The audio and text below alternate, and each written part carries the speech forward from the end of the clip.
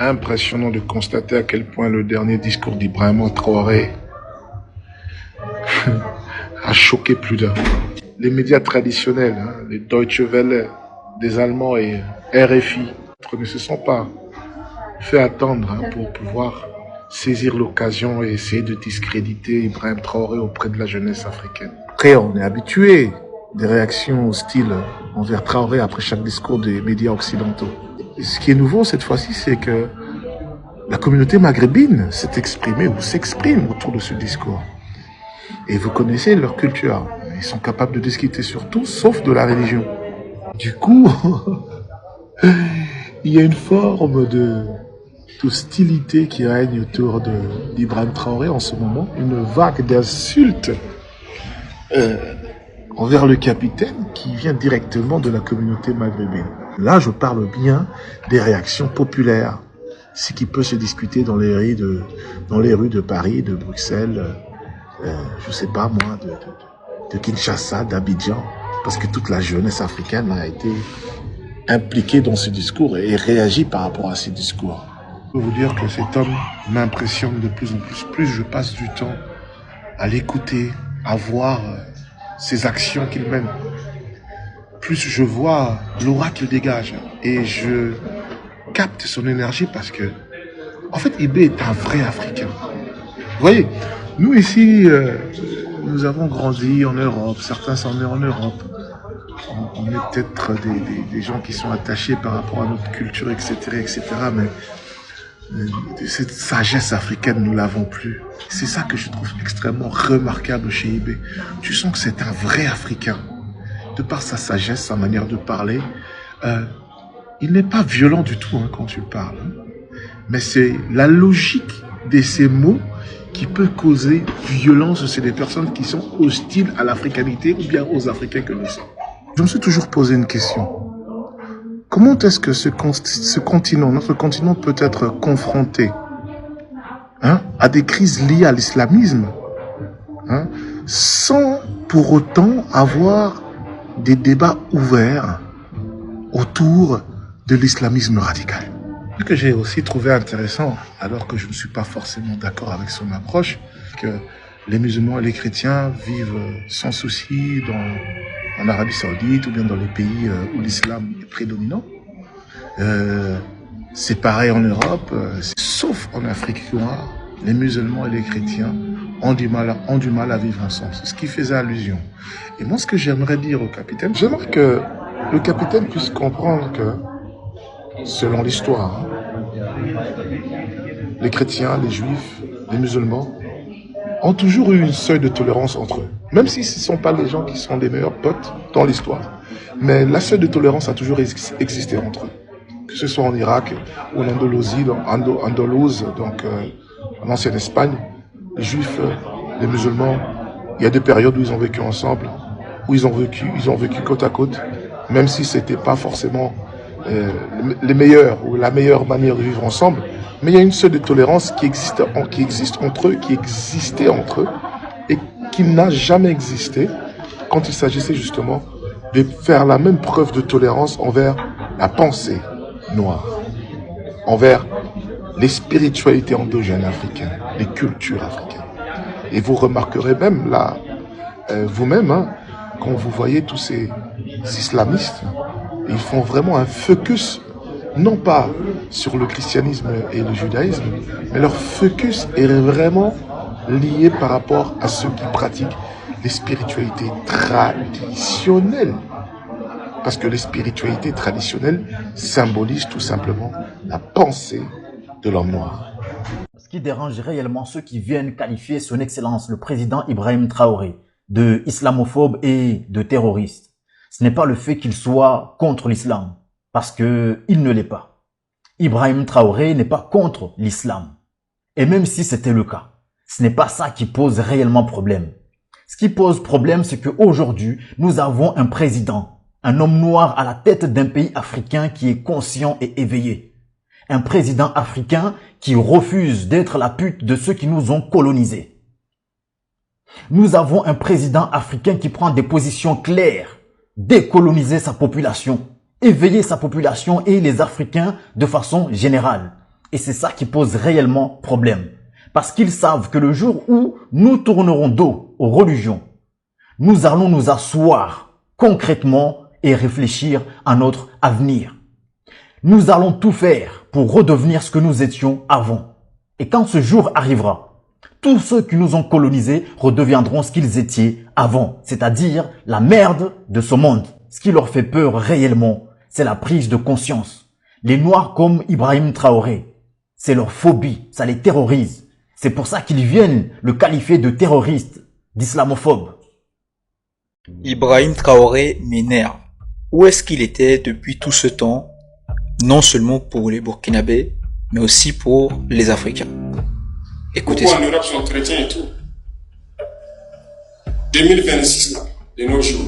Vous entendez, c'est qui veut tuer son frère parce qu'il y a une discussion, c'est parce qu'à cause de la religion, il n'aime pas son frère ou veut tuer son frère. Vous avez entendu ça quelque part? Allez-y en Arabie Saoudite, qui est le berceau même de l'islam. Est-ce qu'aujourd'hui en Arabie Saoudite, les gens se font la bagarre ou veulent se tuer parce que l'autre n'est pas musulman? Mais pourquoi c'est nous les nègres qui sommes prêts à détester nos frères, prêts à les tuer parce qu'on dit qu'il est grave? Pourquoi? Tu es prêt à le tuer et tu n'es pas capable de donner vie. Et tu sais bien que Dieu t'interdit. Vous savez pourquoi Ibrahim Traoré m'énerve? C'est parce que je pense que il a mis trop de temps avant de ressurgir, en fait. Pourquoi je dis ressurgir? J'ai dit ressurgir, je n'ai pas dit surgir. J'ai dit ressurgir. Parce que pour moi, je pense que c'est Thomas Sankara qui s'est réincarné en un nouveau Burkinabé pour continuer son combat.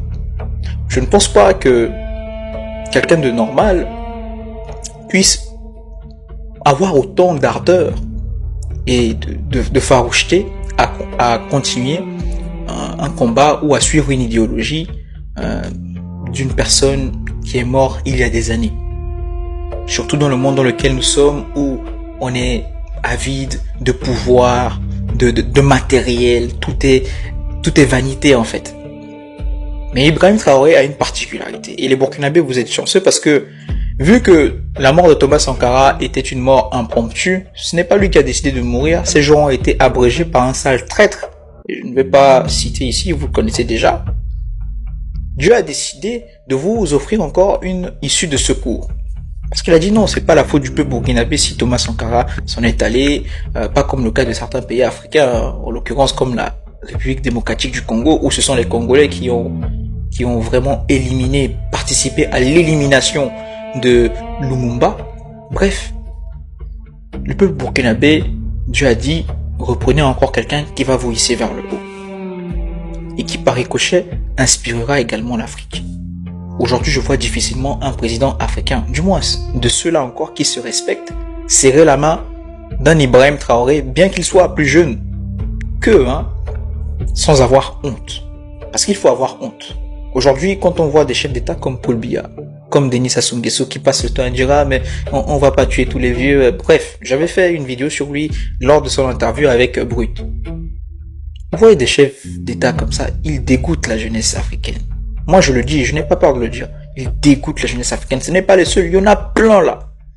Et je pense que quand ils voient des sorties d'Ibrahim Traoré, parce que à chaque fois qu'il sort, c'est toujours des masterclass pour dire la vérité, je pense qu'ils sont mal à l'aise. Honnêtement, je me mets à leur place un peu et je vois comment ils ont honte.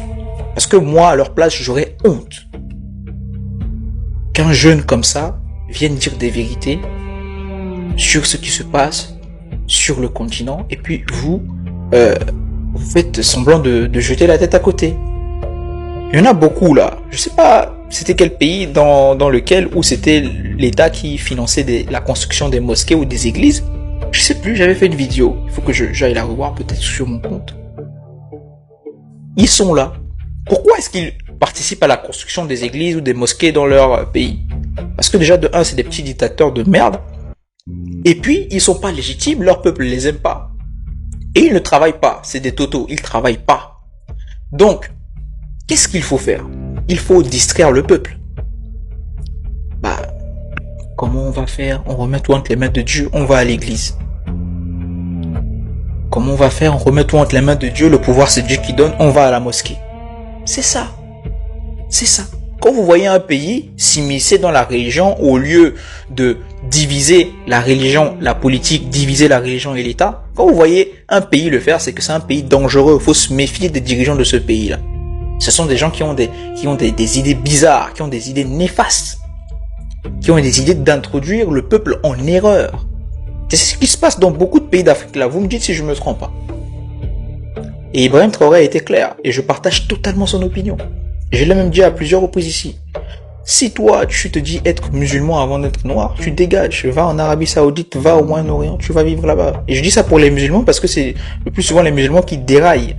Les musulmans radicalistes, là. Tu es noir, n'est-ce pas? Tu vas au Moyen-Orient, tu vas vivre là-bas parce que c'est là-bas que tu vas trouver tes frères arabes qui pratiquent cette religion-là à outrance. Tu vas là-bas.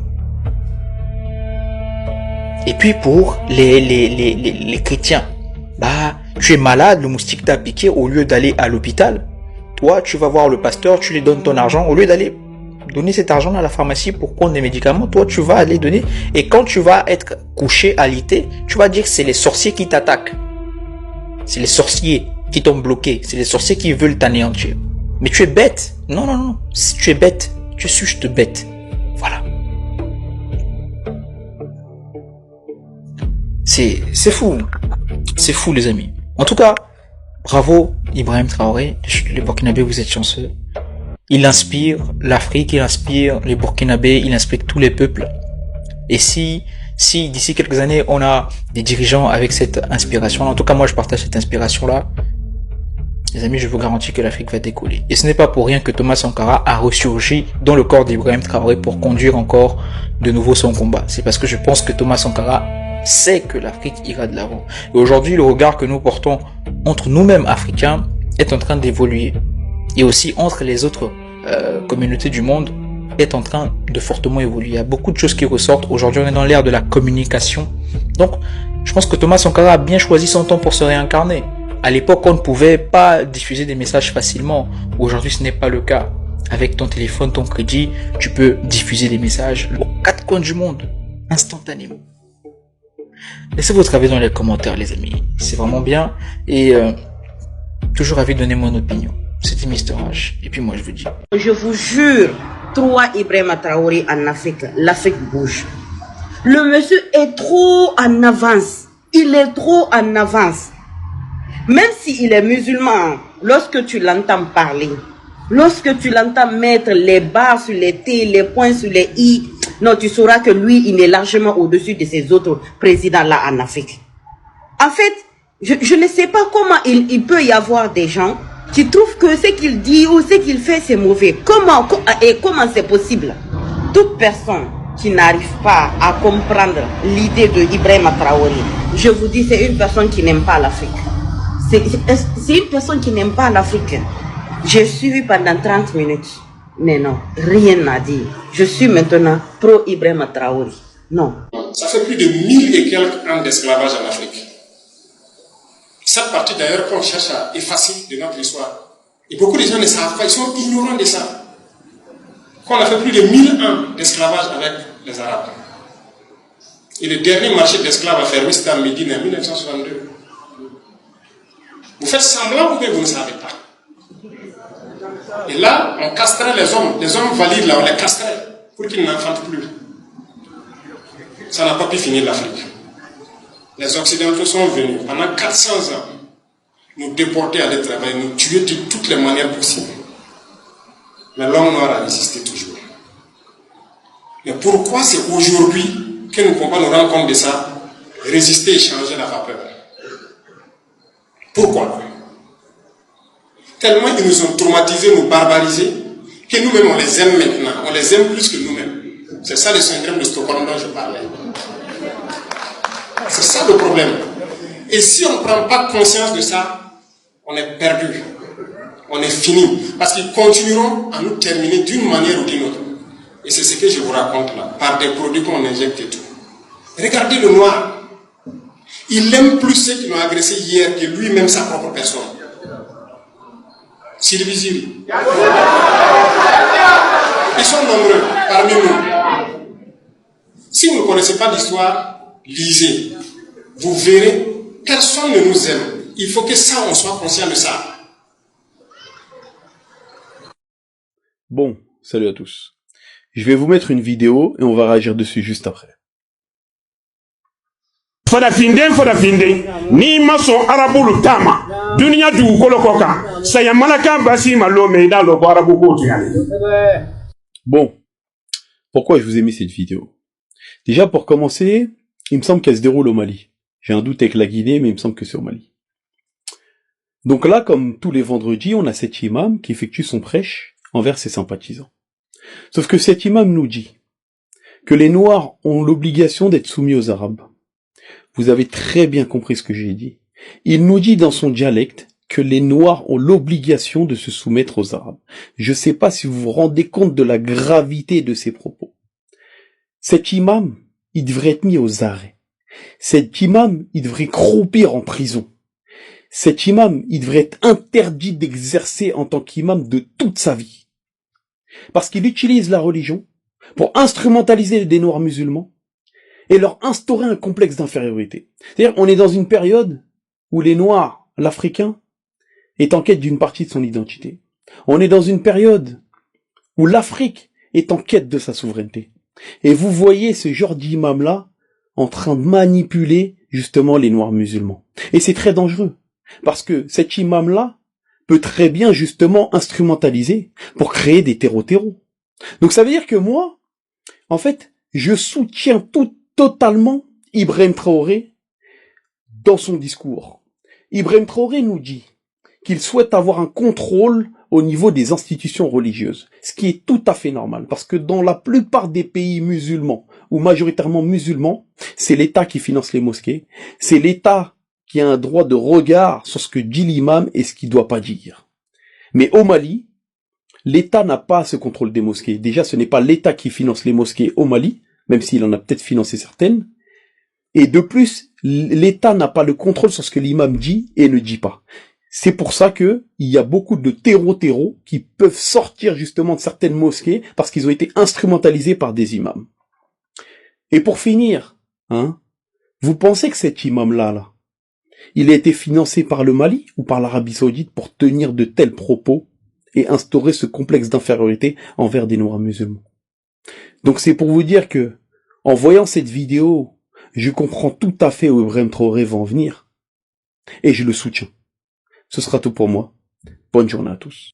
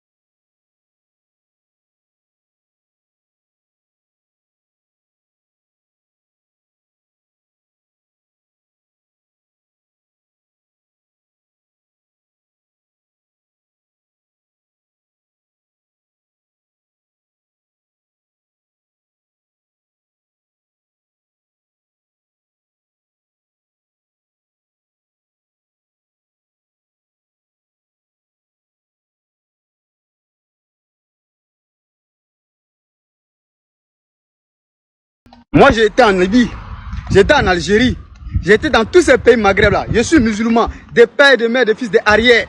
Mais quand vous nous massacrez là, quand vous faisiez du mal là, et vous faisiez sortir vos bêtises, vos enfants microbes là, pour massacrer les Noirs là, vous avez demandé une dame entre eux qui sont musulmans, parce que pour vous là, c'est pas un problème. Mais nous, on vous attend seulement. On sait que c'est pas encore de l'islam, c'est la terre des Africains que vous voulez. C'est les ressources des Africains que vous voulez. Pas, maudit qui va s'amuser là. Venez, nous on vous... C'est un front, nous on veut un front. Un front ouvert. Vous allez savoir quel est le vrai visage de cette nouvelle génération de Noirs. On va vous parler un à un, vous allez voir. Africaines, Africains, amis asiatiques, amis américains, amis en tout pays, des îles des océans Atlantiques et Indiens, amis d'Europe, soyez les bienvenus à ce court programme, à l'occasion duquel je vais donner mes réflexions suite à la réaction officielle et vigoureuse du grand gouvernement panafricain du Mali après l'intrusion d'un journaliste de la télévision d'État saoudienne, un certain Mustafa Ibrahim, dans le territoire malien en compagnie des terror-journalistes et des groupes terroristes qui ensanglantent le Sahel depuis plusieurs années. Le gouvernement du Mali vient de publier la réaction suivante pour protester contre la violation de son territoire par les terror-journalistes. Je commencerai par vous donner lecture de la réaction du gouvernement du Mali avant de vous donner lecture de la chronique que cette réaction m'a inspirée afin que nul n'en ignore. Alors, que dit le gouvernement malien? Que dit le gouvernement malien pour dénoncer le fait de la violation de son territoire par un journaliste de la presse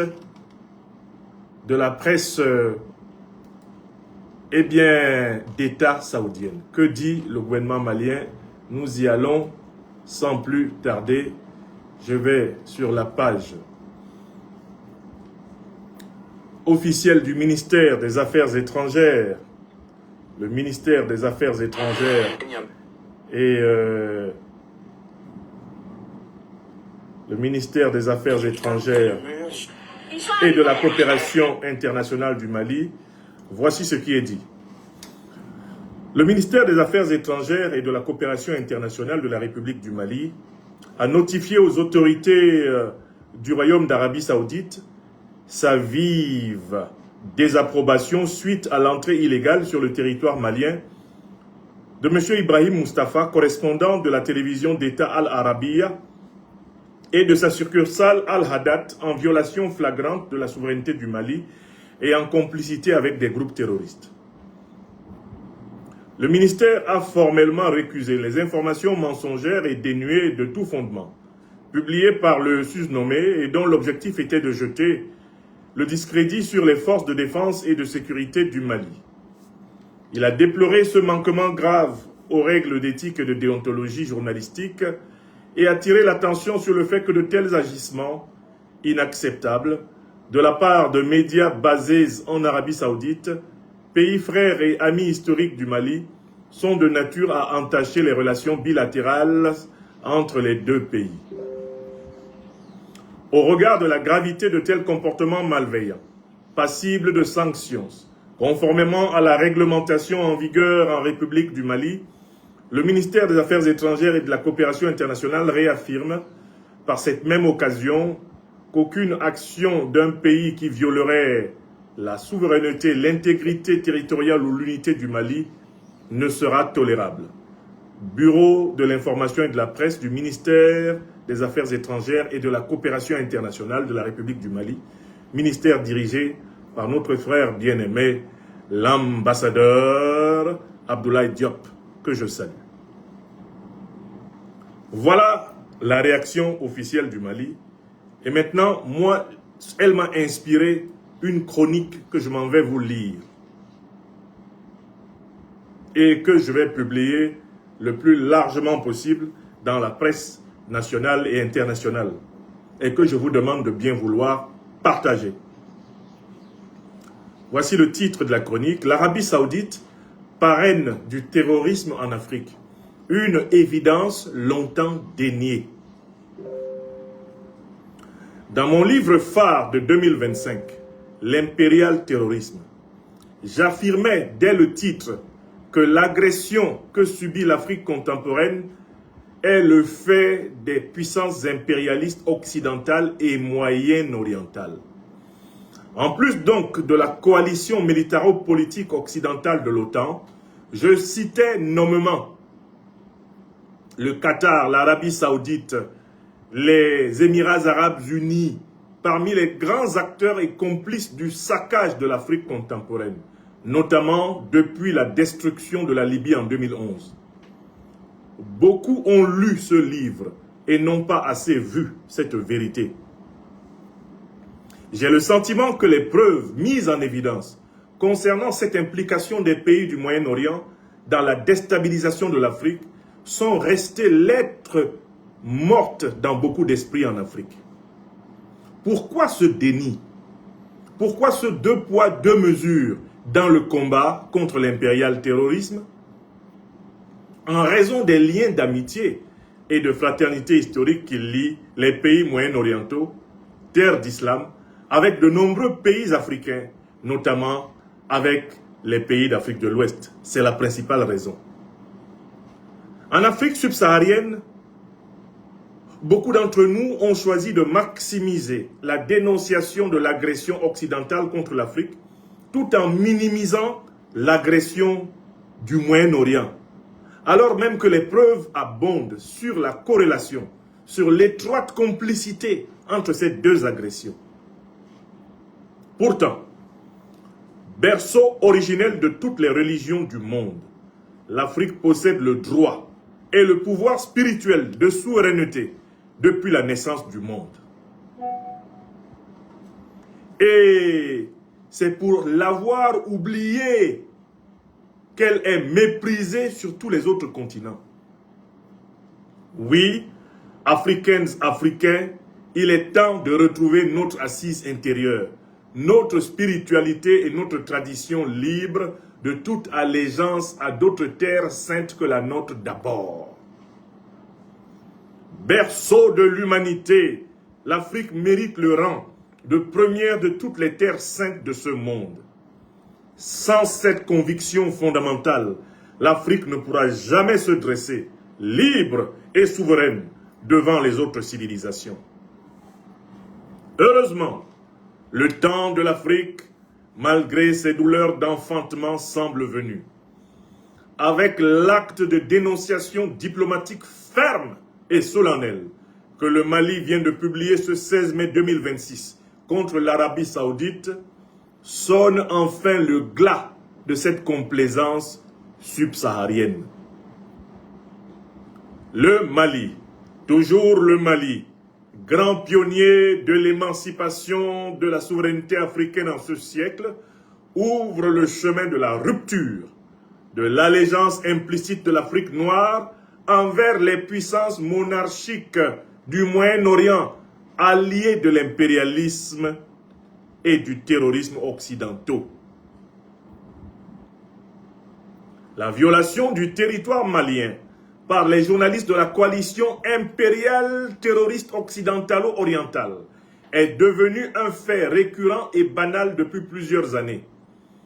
Les journalistes de la junte néocolonialiste et terroriste française et ceux des monarchies pétrolières du Golfe, alliés impériales terroristes de l'OTAN, ont pris l'habitude du sacripant saoudien Mustafa Ibrahim, dont on me dit qu'il est en réalité d'origine mauritanienne, qui a osé violer le territoire malien, qui a oublié. Alors, à l'instar du sacripant saoudien Mustafa Ibrahim qui a osé violer le territoire malien, qui a donc oublié les nombreux truands de presse français qui sont irrégulièrement entrés au Mali via les frontières mauritaniennes et algériennes ces dernières années, alors que les politiques d'immigration vers ces pays occidentaux et moyen-orientaux, mais aussi maghrébins, sont parmi les plus ignobles de la terre. Ils projettent leurs mercenaires en Afrique sans la moindre vergogne et se croient dans un no man's land perpétuel dans notre continent. Dans ces conditions, nous ne pouvons plus nous contenter de réagir. Nous devons agir. Réagir, c'est se contenter de se plaindre, sans impacter l'ennemi. Les services judiciaires africains doivent au minimum prendre les mesures suivantes.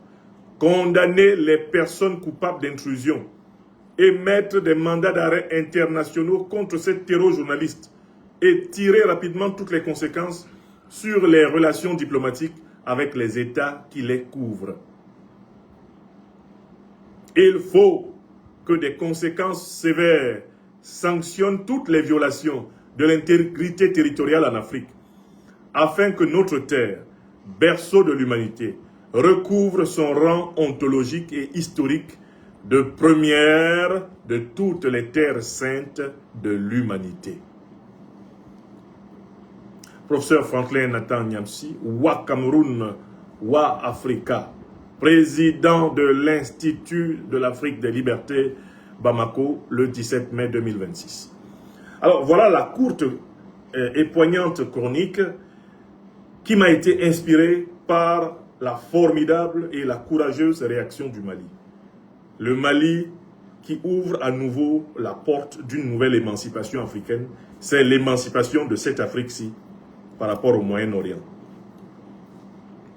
Depuis 2011, en effet, qu'on attaque l'Afrique, nous autres qui travaillons scientifiquement sur l'affaire, n'avons eu de cesse de dire à nos peuples, de dire à nos dirigeants que l'Afrique n'est pas seulement attaquée par l'OTAN, elle est également attaquée par le Moyen-Orient. Nous avons eu beau dire cela depuis maintenant une décennie. Nous n'étions pas écoutés par nos dirigeants. Nous n'étions même pas écoutés par nos propres populations. Maintenant, sur la table de tous les dirigeants politiques africains, sont posées les preuves flagrantes, irréfutables, incontestables, que l'attaque qui est menée contre l'Afrique par l'OTAN, dont notamment les États-Unis d'Amérique, la Grande-Bretagne et la France, cette attaque est menée concomitamment, en bonne intelligence, avec des monarchies du Moyen-Orient. Je les ai cités dans mon livre de 2025. Et j'ai cité les actes que ces monarchies ont posés. J'ai expliqué que ces gens-là étaient aux côtés de l'armée de l'OTAN pour détruire la Libye. J'ai expliqué que les deux principales organisations terroristes ont leurs chefs qui vivent librement dans les pays du Moyen-Orient. L'Arabie Saoudite, le Qatar, les Émirats Arabes Unis, le Koweït, le Bahreïn, sont des pays qui hébergent les dirigeants d'Al-Qaïda et de l'État islamique. Et tous nos dirigeants le savent. Tous nos dirigeants le savent. Et la quasi-totalité des dirigeants africains se taisent. Ils se taisent pourquoi? En raison du poids des relations historiques et notamment du poids de la communauté religieuse. Ça c'est un, mais également en raison du poids de l'argent saoudien sur les économies africaines. De l'argent qatari sur les économies africaines. Le poids de l'argent des monarchies pétrolières du Golfe sur les économies et les États africains est tel que beaucoup de dirigeants africains ferment leur bouche quand il faut parler du Moyen-Orient. Alors, pour moi, la question qui m'a inspiré la tribune que je viens de publier est la suivante. Mais écoutez, on a des pays qui nous ont fait plus de mal, historiquement, que l'Arabie Saoudite. On a des pays qui nous ont fait plus de mal historiquement que l'Arabie Saoudite, le Koweït et consorts. À savoir les pays de l'OTAN, parmi lesquels la France. On a le courage de les dénoncer. On a le courage de décrire les mécanismes de leur haute criminalité envers nous. Mais qui peut le plus, peut le moins. Si on peut dénoncer des pays qui nous ont fait le plus de mal depuis plus de 500, 600 ans, les mêmes pays, mais pourquoi ne pouvons-nous pas dénoncer avec le même courage, la même énergie, des pays moins puissants qui nous ont fait un mal comparable, peut-être pas identique, depuis plusieurs décennies, depuis plusieurs siècles, et qui recommence encore. Parce qu'il ne faut quand même pas oublier que la traite négrière ne fut pas seulement une traite occidentale, ce fut aussi une traite orientale. Et les principaux pays négriers du Moyen-Orient sont exactement les mêmes pays qui hébergent les chefs des organisations terroristes qui ensanglantent l'Afrique. La traite négrière arabe, la traite négrière moyen-orientale est le fondement du terrorisme arabe, du terrorisme moyen-oriental contre l'Afrique noire. C'est la même histoire. C'est la même histoire qui continue. C'est pas un hasard si les monarchies du Moyen-Orient sont associées à l'OTAN contre nous. Elles étaient déjà associées à l'OTAN contre nous pour commercialiser des centaines de millions d'Africains. Je vous rappelle que la traite négrière en Arabie, la traite négrière moyen-orientale, a fait au moins autant de victimes que la traite négrière occidentale. Il vient de partir, mais il faut lire le livre de M. Ndiaye, Le génocide voilé. Un grand journaliste reporter sénégalais, Ndiaye, a fait un travail sérieux dans un ouvrage intitulé Le génocide voilé pour rappeler à la mémoire des Africains la gravité des actes que les Moyen-Orientaux, les puissances moyen-orientales arabes ont commis contre l'Afrique. Il faut acheter ce livre. Je l'ai dans ma bibliothèque en France. Je ne l'ai pas ici à Bamako, mais je l'ai déjà lu. En quantité criminelle, il n'y a pas de différence entre ce que l'Occident a fait à l'Afrique et ce que l'Orient, le Moyen-Orient, a fait à l'Afrique.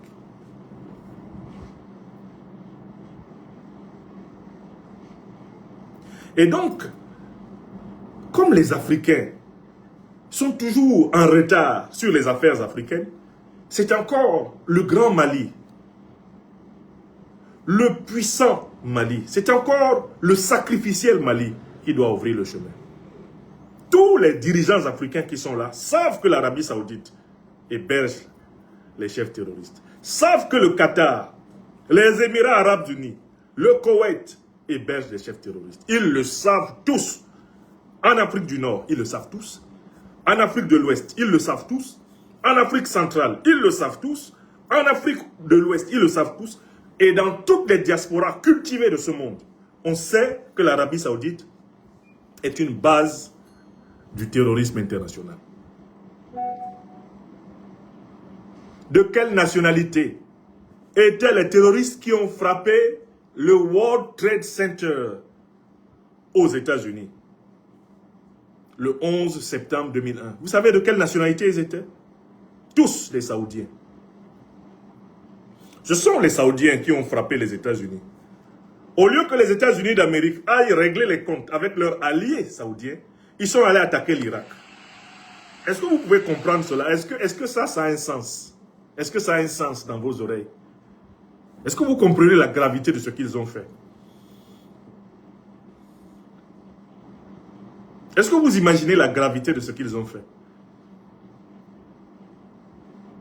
Les Saoudiens attaquent les États-Unis attaquent les Irakiens. Il n'y avait pas un seul Irakien dans les avions qui ont frappé le World Trade Center, en tout cas parmi les pilotes. Aucun Irakien ne faisait partie des terroristes qui ont frappé, les Mohamed Atta, qui ont frappé les États-Unis. Au lieu que les États-Unis aillent faire la guerre au pays d'origine de ces gens, au pays d'où ils sont partis, au pays qui héberge leurs chefs, les États-Unis sont allés faire la guerre à l'Irak, profitant de l'attaque du World Trade Center pour mettre la main sur les réserves pétrolières de l'Irak. Vous vous en souvenez? Depuis combien de temps les enquêtes, les recherches, les ouvrages sur le terrorisme identifient les pays du Moyen-Orient là?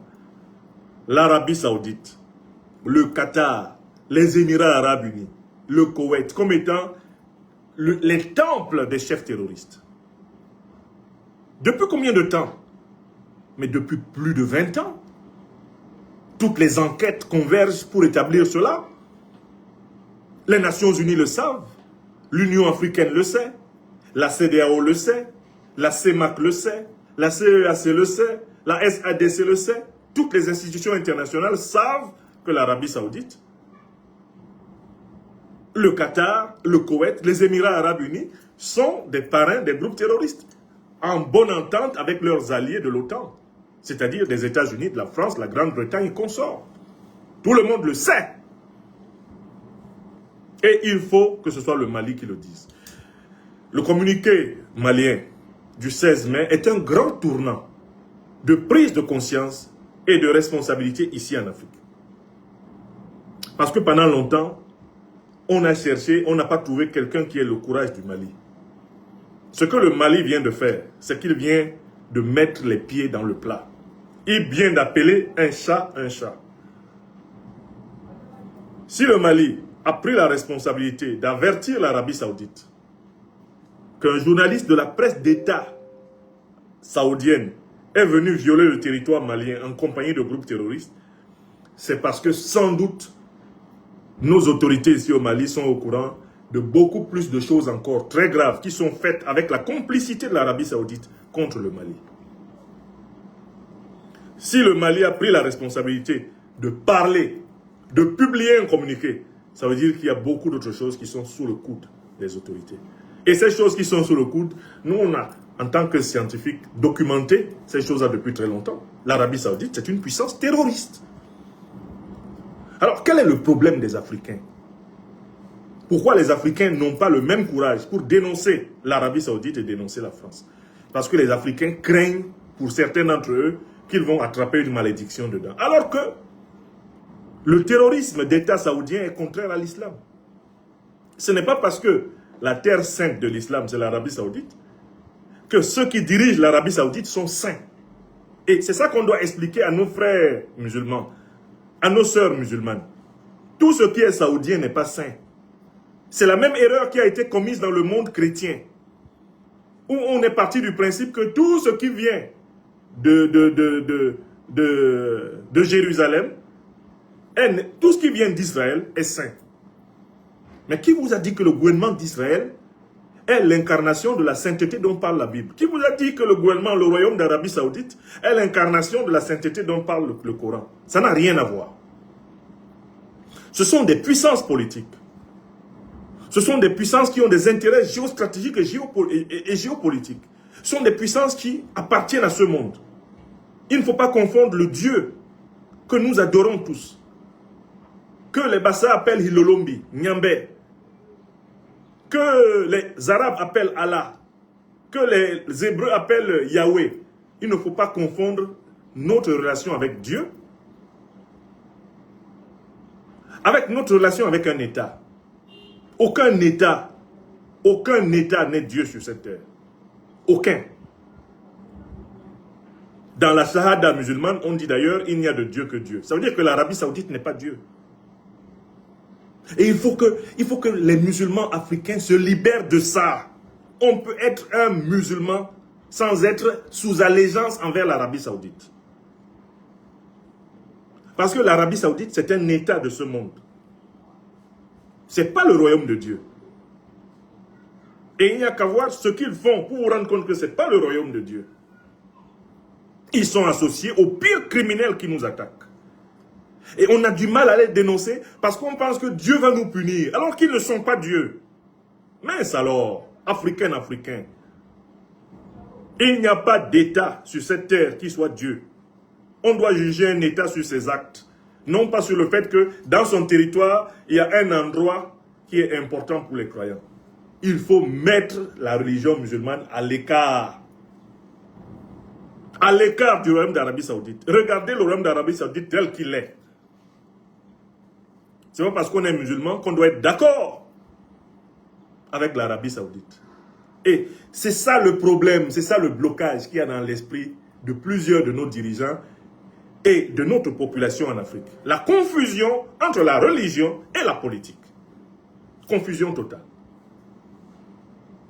À partir du moment où vous faites cette confusion, vous n'êtes pas capable de dénoncer avec courage le terrorisme saoudien, le terrorisme qatari, le terrorisme émirati. Vous ne pouvez pas. Parce qu'au moment où vous commencez à le dénoncer, vous pensez qu'on va penser que vous êtes en train de blasphémer. Mais alors les chrétiens, ils ne pourraient pas dénoncer le terrorisme français, le terrorisme américain, le terrorisme italien. Les chrétiens ne pourraient pas dénoncer le terrorisme occidental parce que il y a Saint-Pierre de Rome. Il y a le Vatican là-bas. Donc il suffirait de dénoncer le terrorisme français pour que le Dieu, un chrétien nous maudisse. Vous pensez cela? Voilà des vérités qu'on doit se dire entre nous ici en Afrique. Soyons librement celui que nous voulons. Nous sommes musulmans, nous sommes libres d'être musulmans. Nous sommes chrétiens, nous sommes libres d'être chrétiens. Nous sommes traditionnalistes africains, nous sommes libres d'être traditionnalistes africains. Mais que personne ne prenne ses croyances religieuses pour le fondement de son analyse politique. L'analyse politique ne se fait pas avec les croyances religieuses. Elle se fait avec l'examen des actes qui sont posés par les hommes, par les institutions dans l'espace. Donc quand il y a un pays l'Arabie Saoudite, qui pose des actes politiques de terrorisme contre le Mali, contre l'Afrique, nous tous, on doit dénoncer. Avec la même énergie que nous dénonçons la France de Macron. Nous devons dénoncer le royaume d'Arabie Saoudite. Quand il envoie un journaliste de la télévision d'État saoudienne, est-ce que vous imaginez que nous aussi au Mali, on envoie dans le territoire saoudien un journaliste de l'ORTM, on l'envoie faire un reportage pour se moquer de l'armée saoudienne qui a été tabassée récemment par les Iraniens. Imaginez que l'Office de radio-télévision du Mali envoie des journalistes maliens qui entrent en Arabie Saoudite sans visa pour faire un reportage et se moquer des bases saoudiennes qui ont été détruites par l'Iran. Comment l'Arabie Saoudite percevrait cela? Voilà le problème tel qu'il se pose. Ce n'est pas un problème de religion. Or, le problème de plusieurs d'entre nous ici en Afrique, c'est qu'ils ne peuvent pas dire la vérité à l'Arabie Saoudite. Ils ne peuvent pas dire la vérité au Qatar parce qu'ils ont peur de récolter des malédictions. Quelle malédiction? La malédiction, c'est celle de ceux qui trahissent, justement, la parole de vérité, de justice qui vient de Dieu.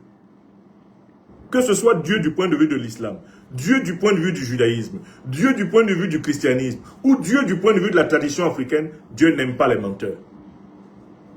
Dieu n'aime pas les voleurs. Dieu n'aime pas les terroristes. Les truands, Dieu ne les aime pas.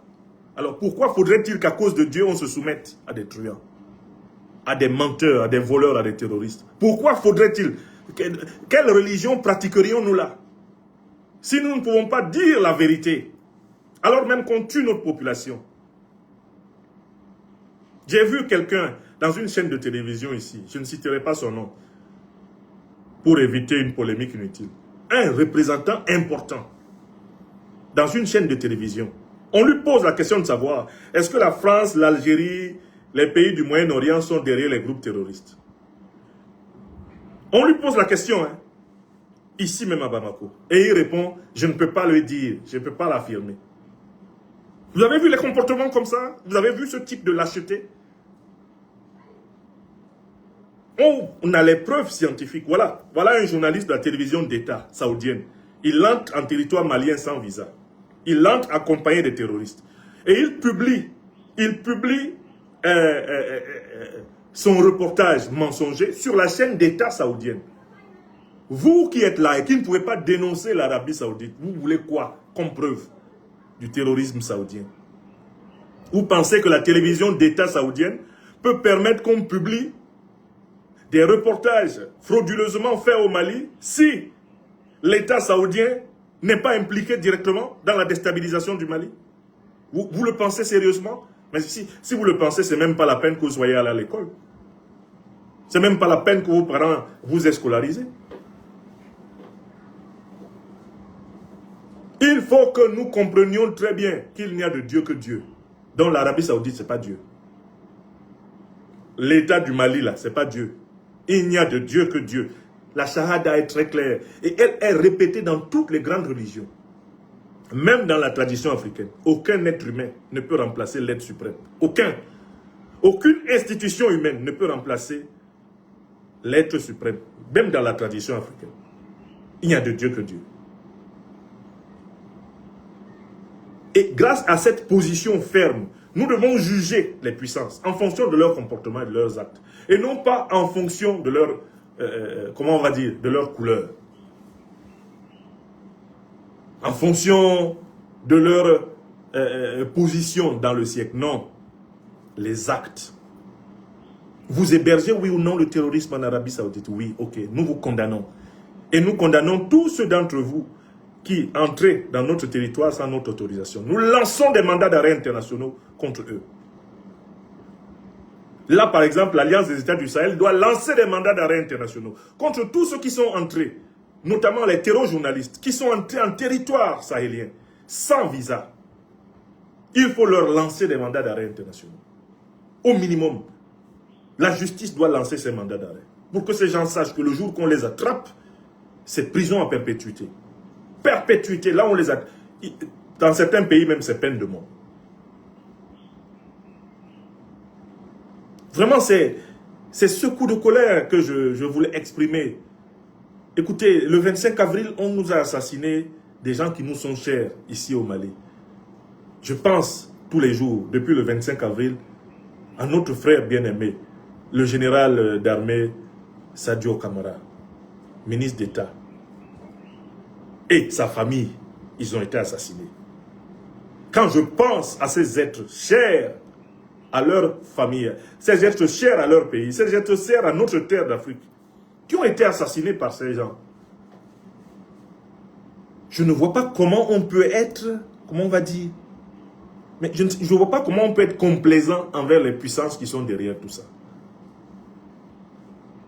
Je dis que j'étais assis ici chez moi à Bamako, en train de regarder la télé.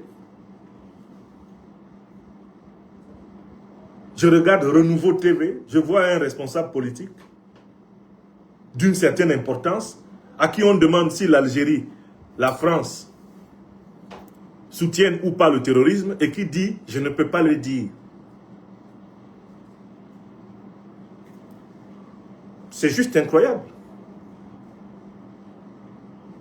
Mais qui a abattu le drone de l'État malien? Qui héberge Iyad Agali? Qui héberge Mahmoud Diko? Qui héberge Oumar Mariko? C'est pas la France, l'Algérie, la Mauritanie, la Côte d'Ivoire? C'est pas ces pays-là?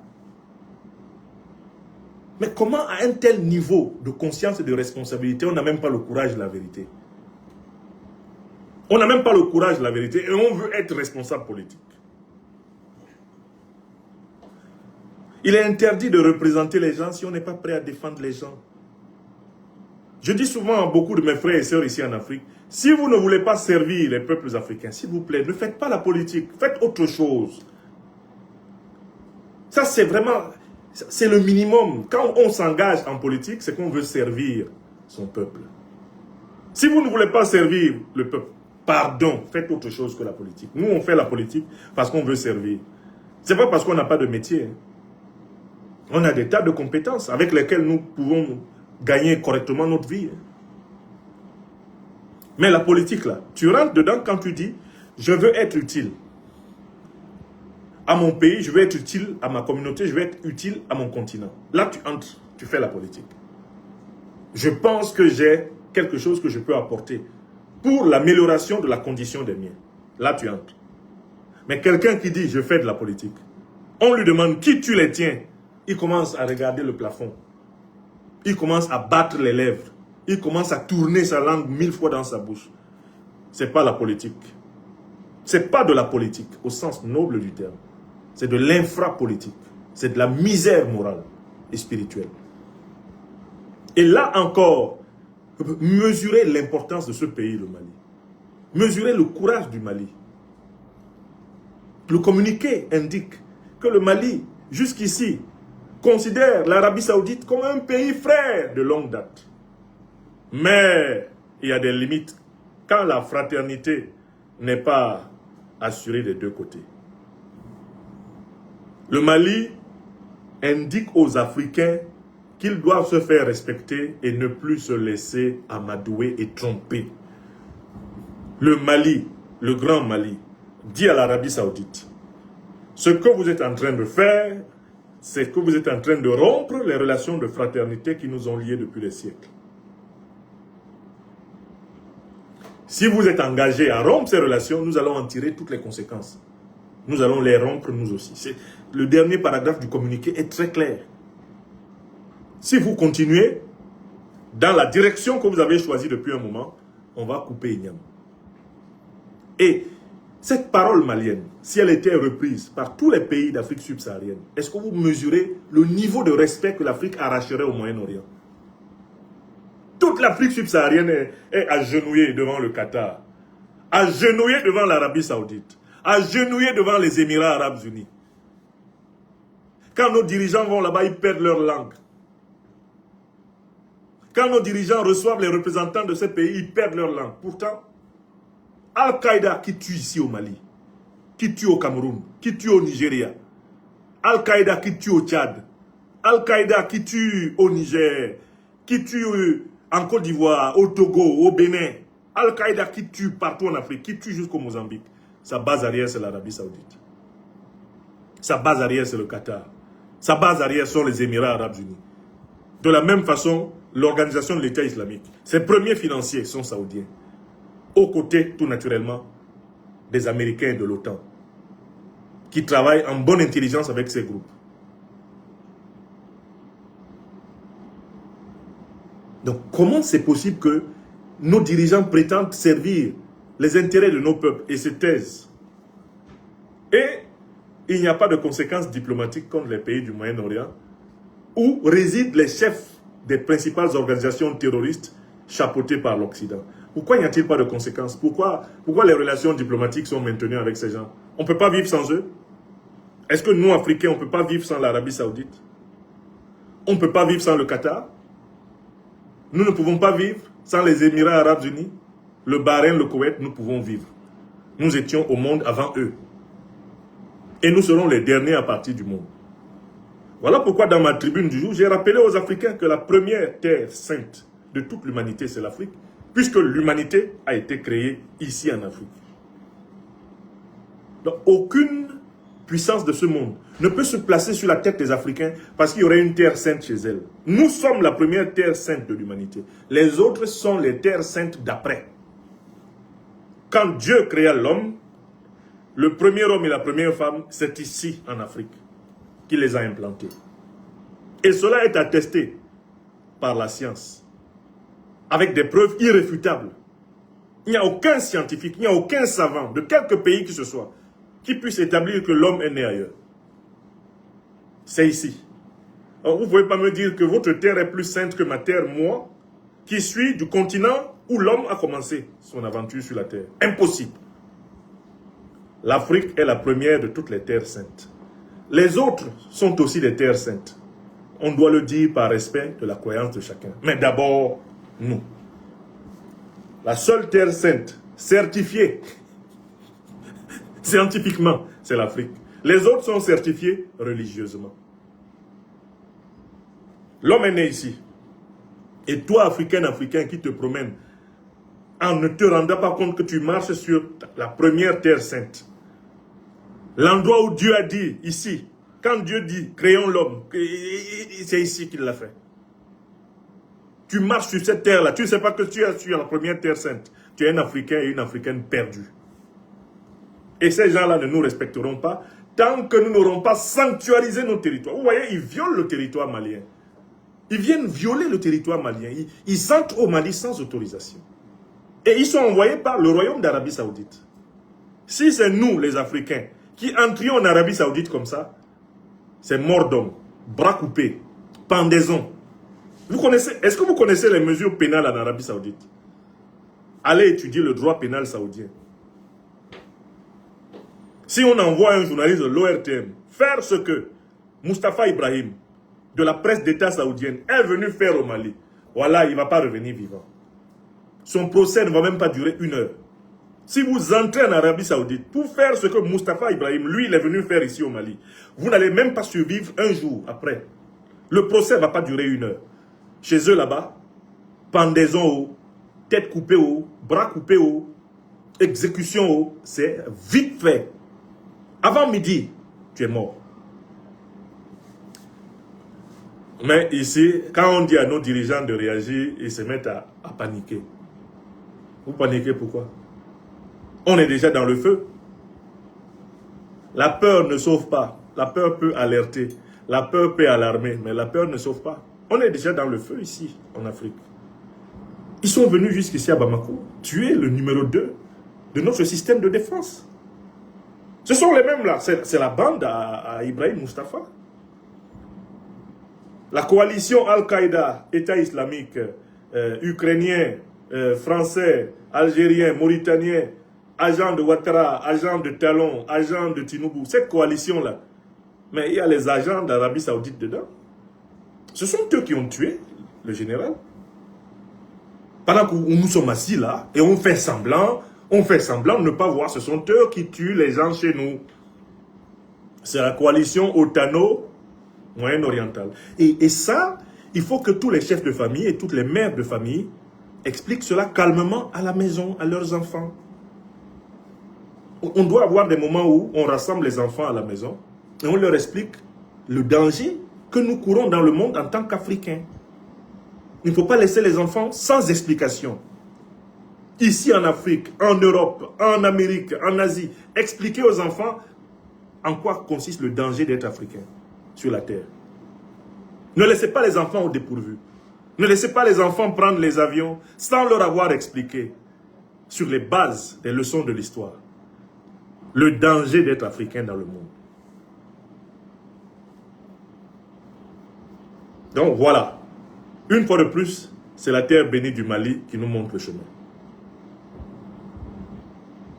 C'est la terre bénie du Mali qui nous montre le chemin. Le Mali est là, il est comme l'aveugle. Il est comme, le type qui est piétiné par l'aveugle. Le proverbe dit que si un aveugle te piétine une fois, tu le préviens, tu m'as fait mal. 2 fois, tu le préviens, hey, il faut savoir où tu mets ton bâton et tes pieds. Il te piétine une 3e fois, il faut le piétiner. Si tu le piétines bien là, il saura comment se déplacer. C'est ce que le Mali vient de faire à l'Arabie Saoudite. L'Arabie Saoudite jouait à l'aveugle. Elle faisait son malin, non? Sur le dos des Africains. Oh, jamais ils vont oser. Oh, jamais ils vont se plaindre. Et nous piétinaient comme ça depuis, non? Nous autres, les intellectuels, on a parlé depuis longtemps. J'ai écrit ça dans mon livre. Que le moment viendra où on devra faire face à l'impérialisme moyen-oriental. Et ce sera un moment décisif de la libération africaine. C'est écrit dans mon livre. Mais maintenant, ce pays qui est le pionnier de toutes les libérations africaines du XXIe siècle, il vient de montrer le chemin. Vous allez voir. Vous allez voir le sort que les pays de l'AES vont réserver à ces puissances du Moyen-Orient qui sont associées à l'OTAN contre nous. Vous allez voir. C'est une autre lutte de libération. Hein. Et c'est une lutte de libération fondamentale. Et il n'y a pas que la lutte de libération contre l'impérialisme occidental. Hein. Il y a l'impérialisme moyen-oriental. Et dans cette lutte de libération, il faut bien distinguer la politique de la religion. Si vous êtes soumis à des puissances étrangères à cause de la religion, libérez-vous. Aucun Africain ne doit se soumettre à une puissance étrangère pour des raisons religieuses. Nous sommes musulmans, nous sommes chrétiens, nous sommes traditionnalistes. Mais ça ne veut pas dire que nous sommes soumis à une quelconque puissance étrangère à l'Afrique. Hors de question. Il faut distinguer les deux. C'est ce pourquoi j'insiste là. Ce commentaire que je fais de ma chronique, c'est pour que vous compreniez très bien l'enjeu.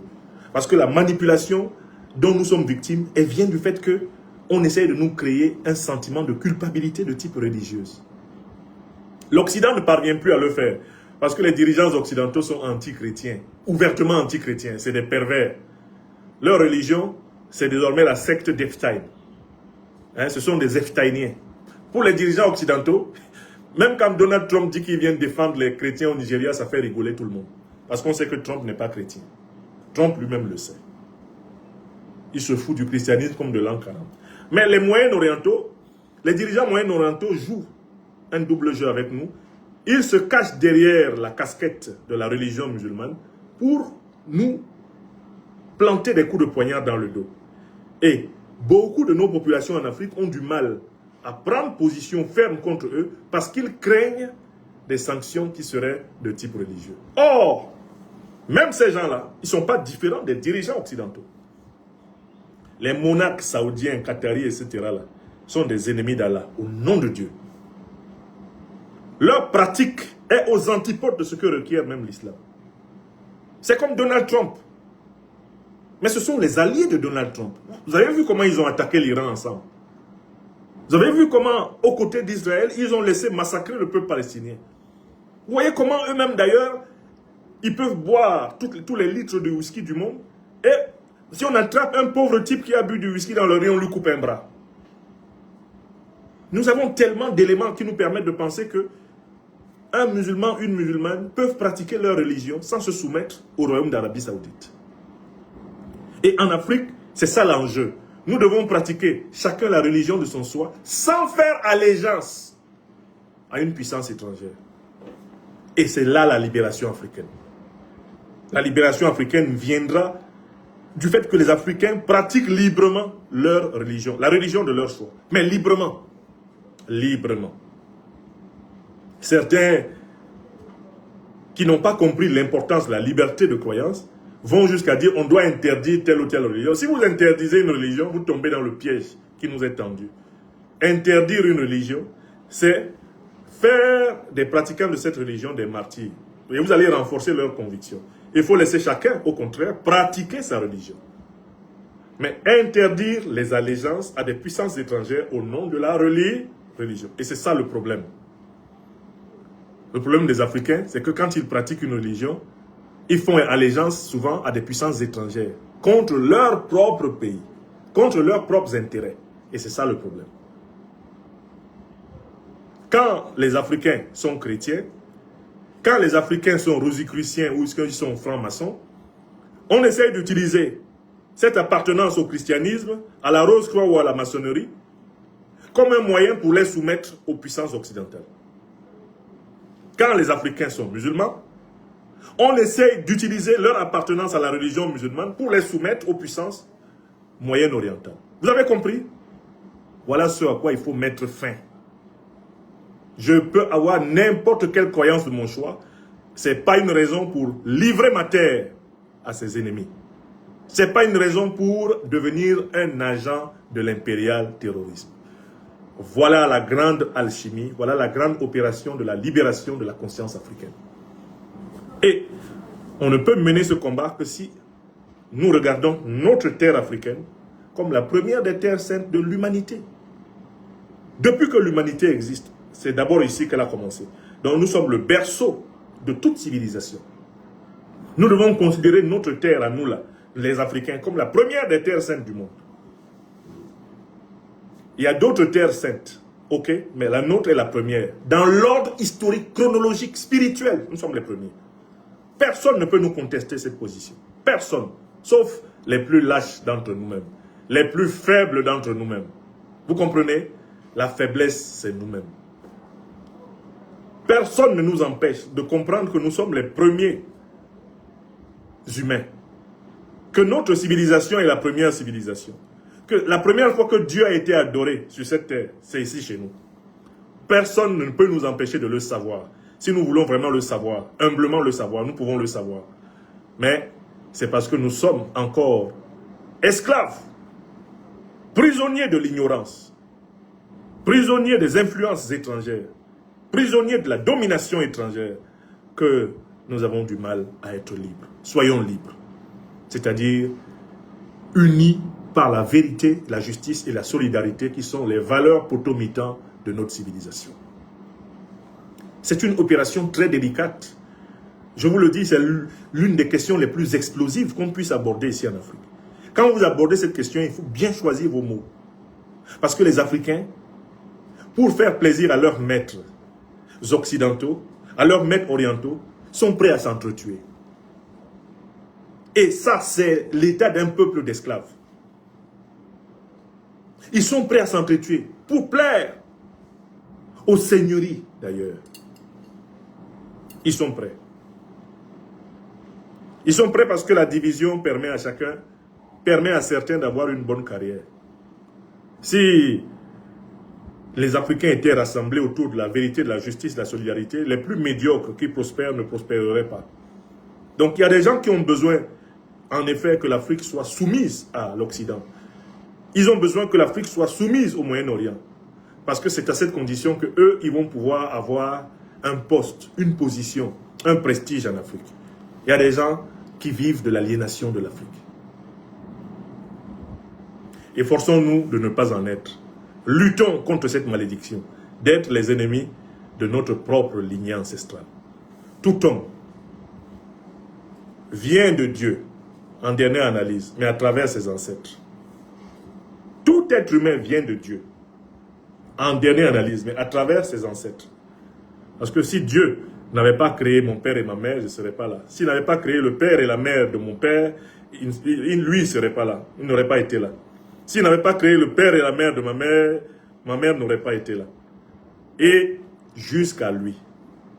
Nous venons de Dieu, mais par la lignée de nos ancêtres. Donc personne ne peut dire qu'il sert Dieu en reniant tous ses ancêtres par lesquels Dieu l'a créé.